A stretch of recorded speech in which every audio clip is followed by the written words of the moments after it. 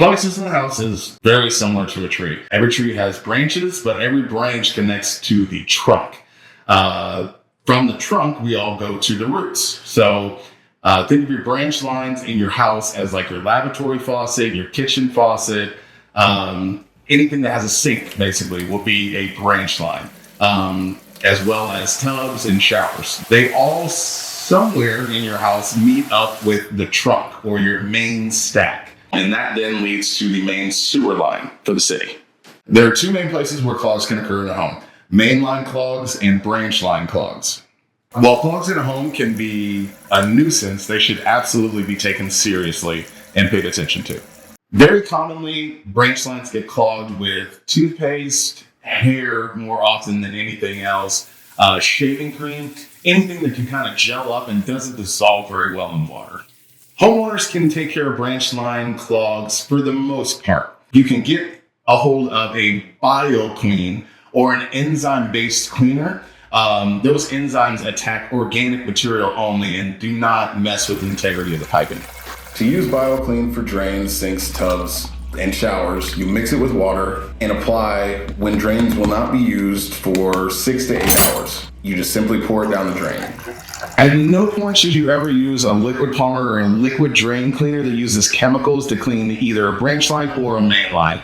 The chemicals used in those liquid cleaners not only eliminate and destroy organic material, but they also destroy the lining of the pipe.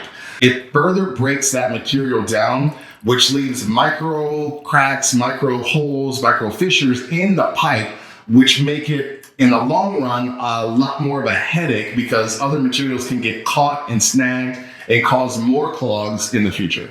Branch line clogs do not involve very heavy machinery. You can go down to your local big box store and find a hand auger that should be able to get at least the drain open. So you would go to your lavatory or kitchen and take the P-trap off, put a bucket underneath it, of course, because you're going to have water there. Take that off, and then you are able to at least get an eye into your drain line. This line would be fed and here. You should be able to feel a little bit of kickback once you hit your clog. You will continue to hold the handle while pushing the cable a little bit further into the drain. The auger's tip is either then going to break up the clog or it's simply going to get stuck. If you get stuck, use caution when you reverse the auger, bringing it back to you. Always use caution when using any sort of hand tool or auger for your home repairs. If you're not experienced in using a drain machine and feeling where those angles are, how far you need to push and where you need to go, you could end up in an entirely different sink. It's very possible.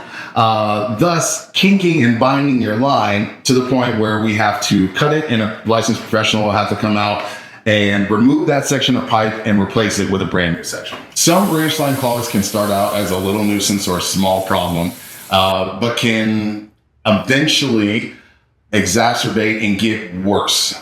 They can lead to clogging up the main line as well. And we have a much bigger problem.